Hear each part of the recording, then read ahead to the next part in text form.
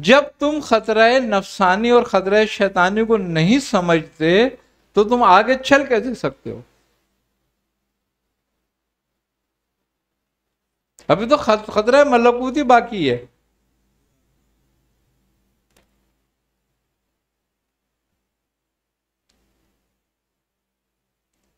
वो खतरा तो तुम्हारी परहेजगारी और तुम्हारे तकवे में आता है कि जब तुम मुत्तकी और परहेजगार हो जाते हो, बेरिया,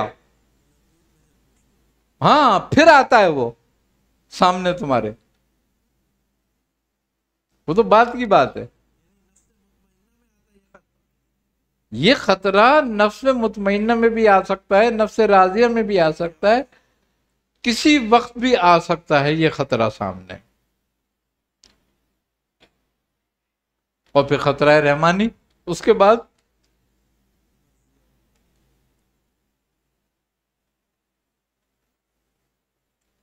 अब खतरा नफसानी और खतरा शैतानी, ये दो बड़े खतरे हैं जिनसे इंसान नहीं निकल पाता। और कब तक नहीं निकल पाता? जब तक उसके दिल में दो बातें रहती हैं, अपनी मोहब्बत और दुनिया की मोहब्बत।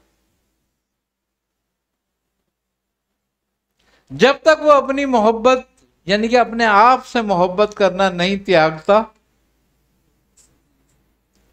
देखो अल्लाह ने उसका नुस्खा दिया कि वो फरमाता है कि मोमिनो, तुम्हारी जानों से, तुमसे ज्यादा तुम्हारी जानों पे तुम्हारे रसूल का हक है।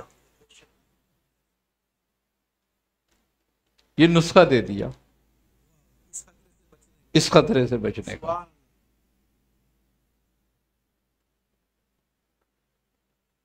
इंसान चूंकि दुनिया में सबसे ज्यादा मोहब्बत अपने आप से करता है, उसे अपनी जान से ज्यादा कोई चीज प्यारी नहीं होती। देखो ना कितना मालो असबाब उसके कमाता है, सारी उम्र कमाता है, सारी उम्र कमाता है, इकट्ठा करता रहता है, इकट्ठा करता रहता है, और जब बीमार हो जाता है और उसको पड़ता होता है कि मैं मरने वाला हूं, तो कहता है सारी दौलत ले लो, मुझे बचा लो। फिर वो उस दौलत को खर्च करता है अपनी जान पर कि मैं बच जाऊं।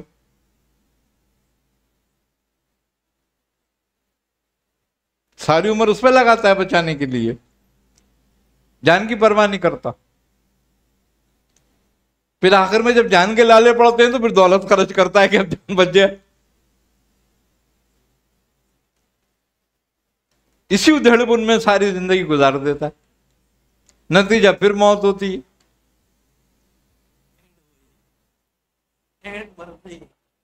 एंड मौत ही है।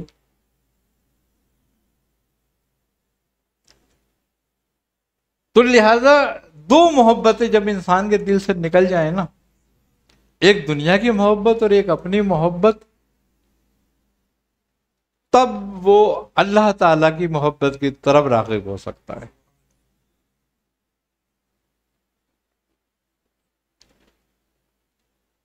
अपनी मोहब्बत निकालने का नुस्खा है प्यारे मुस्तफा को अपनी जान से ज्यादा प्यार, जान से ज्यादा। दुनिया की मोहब्बत निकालने का क्या नुस्खा है? दुनिया की मोहब्बत निकालने का नुस्खा मौत है। मौत को याद रखे, हर काम से पहले अपनी मौत को याद कर ले।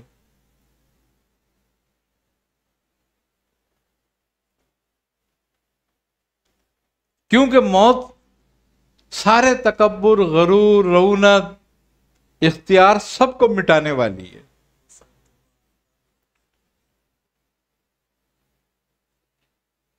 इसलिए फरमाया कि मर जाओ मर जाने से पहले, मौत कब्ल मौत।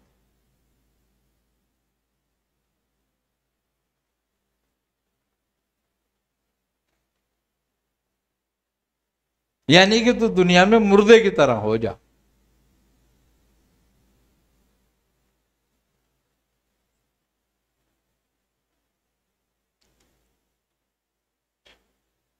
इंसान जो पहनता है, जो खाता है, जो कमाता है, वो सिर्फ और सिर्फ अपने लिए होता है उसका।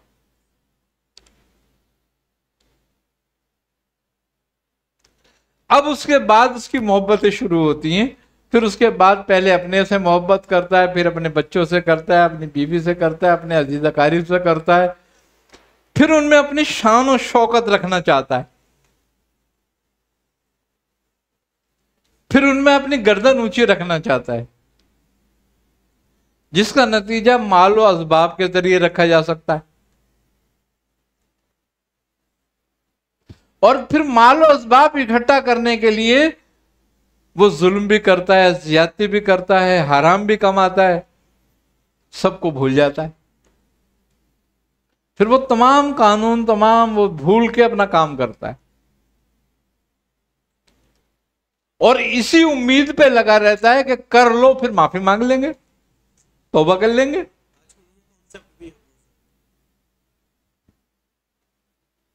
फिर तौबा की मोहलत नहीं मिलती,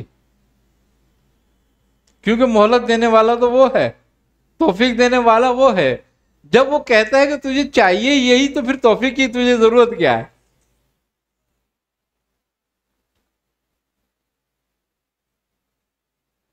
भाई तू मुझे चाहता तो मैं तौफीक भी देता।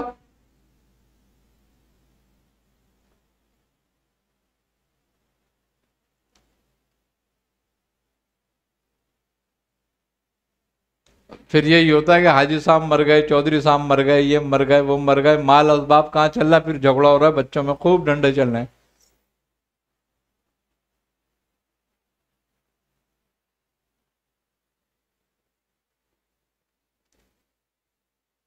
जवाब भी देना पड़ रहा है।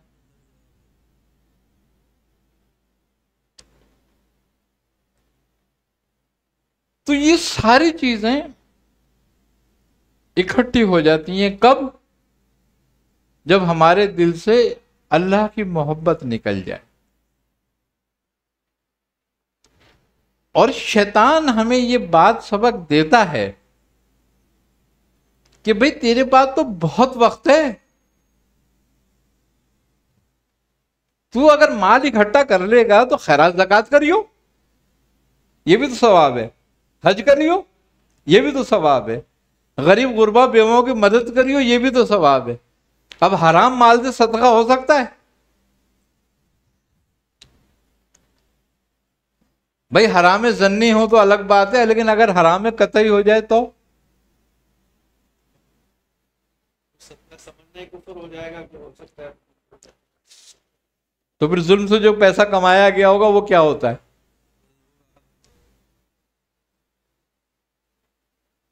उससे हज हो जाएगा? तो नतीजा यही गुमराही होती है कि उसको शैतान यही कहता है कि तुझे तो अभी मोहलत है, बहुत टाइम है, जवानी में कोशिश कर ले, बुढ़ापे में तौबा करनी है। लेकिन ये लत ऐसी है जैसे किसी को हीरोइन का नशा लगता है ना, वो चोरी करे, डाका मारे, कुछ भी करे, चाहे अम्मा का पानदान उठा के ले आके बेच दे, लेकिन उसको चाहिए क्योंकि वो मजबूर है। यही नशा दुनिया है। ये इससे भी अगर कहा जाए तो 10 गुना ज्यादा है, नशा है। अमारत का नशा जब पैदा हो जाए,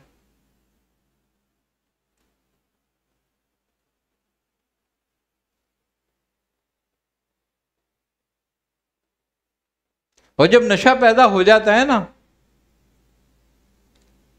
फिर अल्लाह का कुर्ब नहीं मिलता। वो तो सिर्फ उस नशे के लिए कहता है जो 2 घंटे में उतर जाता है कि खबरदार करीब नहीं आना। वो तो 2 घंटे में उतर जाता है ना शराब का नशा। तो ये वो नशा जो उतरता ही नहीं, सारी उम्र इजराइल के आए बगैर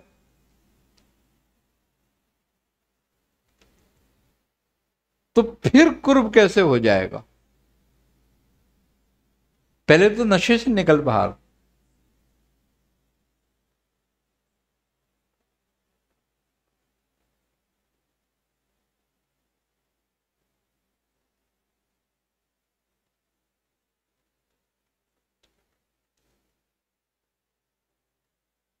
बात यह है कि जो लोग ये चाहते हैं कि हम सिराते मुस्तकीम पर कदम रखें, अब हम दूसरे लफ्ज़ों को तसव्वुफ कह लें, आसान लफ्ज़ में सिराते मुस्तकीम कह दें,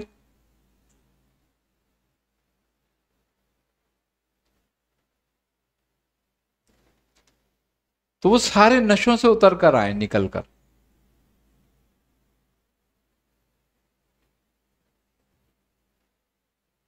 जब तक नशों से नहीं निकलेंगे, जब तक अल्लाह के करीब तो नहीं हो सकते।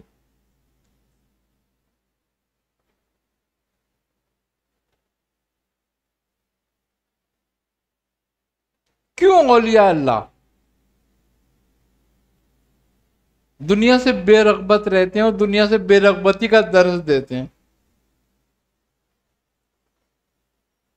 देखो, दुनिया की दो हालतें हैं, एक हालत में ये जहर है, एक हालत में ये तिर्याक है।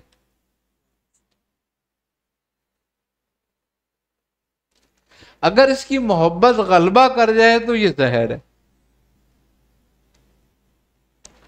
और अगर इसमें ये बात समझ आ जाए कि ये मोहलत दी गई है हमें उसकी मोहब्बत के लिए, तो ये तिर्याक है।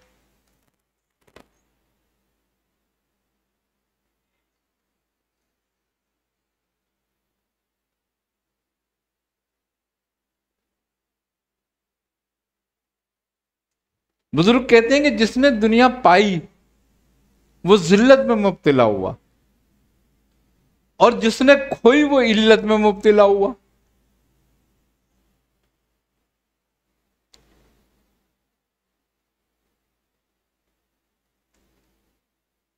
दुनिया खोनी भी नहीं है और दुनिया पानी भी नहीं है, हमें मोतदिल रहना है, बिल्कुल दरमियाना रास्ता। एक सफर है, रास्ते में कोई कहता है सलाम वालेकुम, वालेकुम अस्सलाम, 100 मिलते हैं, 100 से सलाम होता है, लेकिन मुसाफिर अपने रास्ते पर है।